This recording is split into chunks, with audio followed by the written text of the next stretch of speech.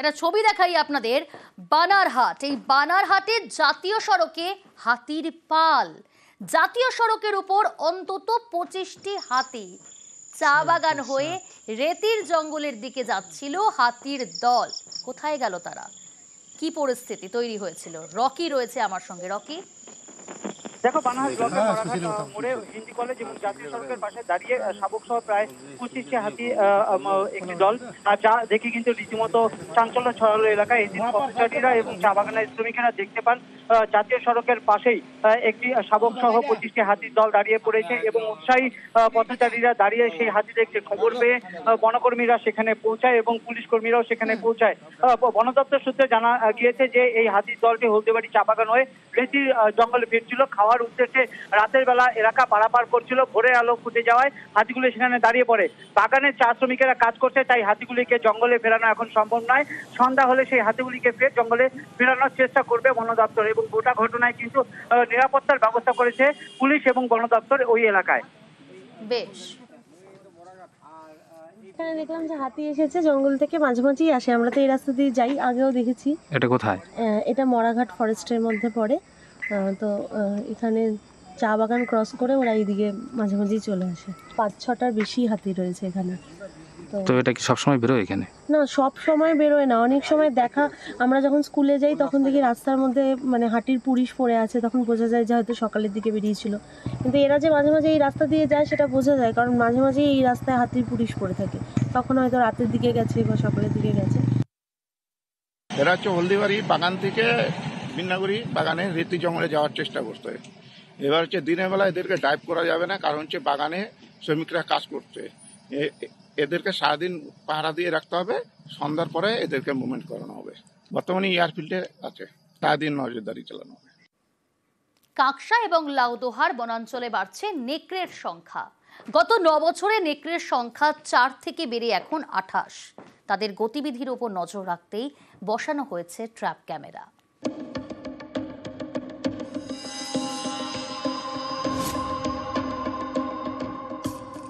Indian grey Wolf, এই নেকড়ের সংখ্যা বাড়ছে দুর্গাপুরের বনাঞ্চলে। কখনো দল বেঁধে, কখনো একা। ট্র্যাপ ক্যামেরায় ধরা পড়েছে সেই ছবি, মিলেছে পায়ের ছাপ। পশ্চিম বর্ধমানের কাঁকসার গড় জঙ্গল, পাশেই লাউদোহার মাথাইপুর, বিস্তীর্ণ বনাঞ্চল। 2016 সালে এখানে প্রথম নেকড়ের দেখা মেলে, তখন সংখ্যা ছিল 4। 9 বছরে সেই সংখ্যা বেড়ে এখন প্রায় 28। নেকড়ের গতিবিধির ওপর নজরদারি রাখতে বসানো হয়েছে 12টি ট্র্যাপ ক্যামেরা।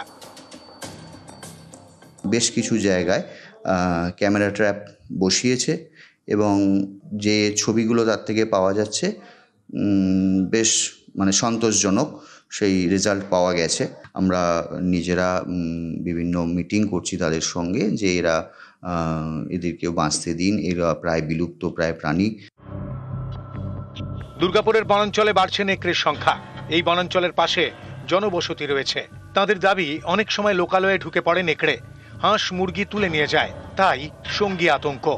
এ বিষয়ে বাসিন্দাদের সচেতন করতে উদ্যোগ নিয়েছে বন দফতর। একসাথে দুটো থাকে, কোনো কোনো ক্ষেত্রে 3টে, কোনো কোনো ক্ষেত্রে 5টাও থাকতে পারে। যখন খিদে লাগে, যখনই যেখানে সারা শব্দ পাবে, গরু বাছুর কি ছাগল যেখানে চড়াতে আসে সেই সাইডটায় ওরাই বেশিরভাগ চলে আসে। হয়তো যারা চড়াতে আসে তারা বুঝতে পারে না, কখন হয়তো তুলে নিয়ে চলে গেল।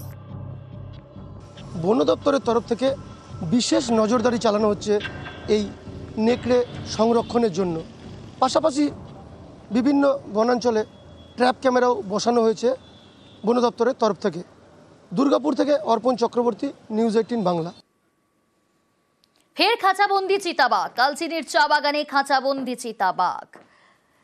খাঁচাবন্দি চিতাবাঘ কালচিনির চা বাগানে খাঁচাবন্দি। মাঝে মধ্যে সেখানে আতঙ্ক ছড়ায় স্থানীয়দের মধ্যে, কারণ চিতাবাঘের দেখা পাওয়া যায়। ফের খাঁচাবন্দি করা হলো চিতাবাঘকে। কালচিনির চা বাগানে খাঁচাবন্দি চিতাবাঘ।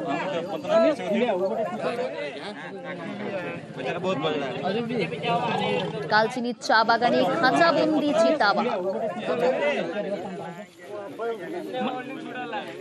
রাজকুমার রয়েছে আমার সঙ্গে। রাজকুমার, কিভাবে খাঁচাবন্দি চিতাবাঘ? দেখো, অ্যাকচুয়ালি ছাগলের কিনতে গিয়ে কিন্তু খাঁচাবন্দি হয়েছে চিতাবাঘ।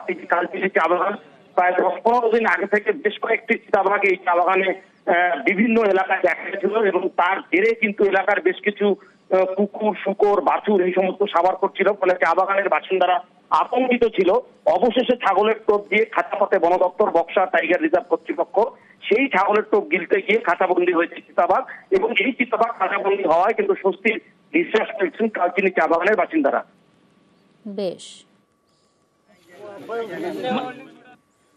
একটা ছবি দেখাই আপনাদের, দেখুন কি মনে হচ্ছে? উদ্বাস্তুর মতো কারা কোথায় যাচ্ছে? না, এনারা কেউ উদ্বাস্তু নয়, এনারা প্রত্যেকে পরিযায়ী শ্রমিক।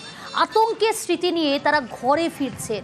ভিন রাজ্যে গিয়েছিলেন, আর ভিন রাজ্যে গিয়ে বাংলা শ্রমিকদের ওপর যেভাবে নির্যাতন করা হচ্ছে, বাংলা কথা বললেই বাংলাদেশি তকমা দিয়ে দেওয়া হচ্ছে, সেই পুলিশি জুলুমের ভয়ে বাড়ি ফিরলেন শ্রমিকরা।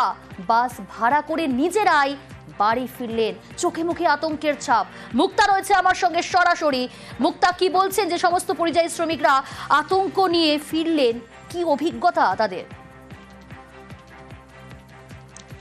দেখো, একেবারেই এর আগে আমরা যখন দেখেছি কোভিড সময় যখন পরিযায়ী শ্রমিকরা ঘরে ফিরছিলেন, কিন্তু এটা কোভিড নয়, কিন্তু আতঙ্কে জীবন বাঁচানোর তাগিদে কিন্তু তারা বাড়িতে ফিরছে পরিযায়ী শ্রমিকরা। তারা দিল্লিতে, গুরগাঁওতে কাজ করতো, কেউ বাসাবাড়িতে কাজ করতো, কেউ বিভিন্ন রকম কাজ করতো। প্রায় তারা এই যে ভয় এবং দিল্লি পুলিশের অত্যাচার, শুধু তাই নয়, তাদের কাছ থেকে অরিজিনাল ডকুমেন্ট থাকা সত্ত্বেও ডকুমেন্ট ছিঁড়ে দেওয়ার অভিযোগ এবং টাকা তোলার অভিযোগও করছে কিন্তু পরিযায়ী শ্রমিকরা। তাদের কাছ থেকে বড় অ্যামাউন্টের টাকা চাইছে সেই ভিন রাজ্যের পুলিশ এবং বিজেপি শাসিত পুলিশরা। তার ভয়ে এবং তারা বাইরে বেরোতে পারছিল না, তাদেরকে সতর্কতা করা হচ্ছিল। যারা যেখানে আশ্রয় ছিল তারা বলছে আপনারা চলে যান, নাহলে আমাদের সমস্যা হবে। এই যে আতঙ্ক এবং চোখে মুখে আতঙ্কের ছাপ নিয়ে কিন্তু তারা ঘরে ফিরছেন। আপনারা দেখতে পেলাম প্রায় 60 জন পরিযায়ী শ্রমিকরা তারা ফিরছেন তাদের বাড়ি দক্ষিণ দিনাজপুরের কুশমুন্ডি, তপন, বিভিন্ন এলাকাতে। তারা কালিয়াগঞ্জে নামেন এবং কালিয়াগঞ্জে নামার পর কিন্তু পুলিশ প্রশাসন কথা বলেন এবং তাদেরকে সাহায্য করে বাড়িতে পৌঁছে দেওয়ার জন্য। কিন্তু এই যে তাদের যে অভিজ্ঞতার কথা বলছে, মানে কতটা খারাপ অভিজ্ঞতা যাদেরকে এইভাবে বাস ভাড়া করে ফিরে আসতে হলো, যারা প্রত্যেকে এই বাংলার বাসিন্দা, হরিয়ানায় গিয়েছিলেন কাজ করতে, আর সেখানে গিয়েই এতটা খারাপ অভিজ্ঞতার মুখোমুখি হতে হয়েছে এই সমস্ত পরিযায়ী শ্রমিকদের। চোখে মুখে আতঙ্কের ছাপ। আমরা দিল্লি খাটতে গেছিলাম, খাটতে গিয়ে এই অবস্থা আমাদের হয়ে গেল 2-3 বছর হয়ে গেল। কি সমস্যা হয়েছে? সমস্যা হচ্ছে বাঙালকে বলছে তোমরা দেশে চলে যাও, আবার কাগজপাতি সেই ডকুমেন্ট ঠিক করে আবার আস। ওইখানকার যে পুলিশ বলছে যে এই তোমার ডকুমেন্ট ঠিক নাই, ঠিক থাকতেও বলছে ঠিক নাই। ধরে ধরে মারছে রাস্তার মধ্যে। আপনারা কতদিন ধরে ওখানে থাকতেন? 4 বছর ধরে। কেউ কোম্পানিতে কাজ করে, কেউ কুটি বাড়িতে কাজ করে, মেয়ে ছেলেরা গঙ্গারামপুরে। কতদিন মিলে একসাথে আসলেন? মোটামুটি 100 জনের মতো। রাস্তায় কাজে যাচ্ছে, কেউ কাজ যাওয়ার মধ্যে ওখানে ধরছে, আধার কার্ড দেখাচ্ছে, আধার কার্ড ফিরিয়ে দিচ্ছে,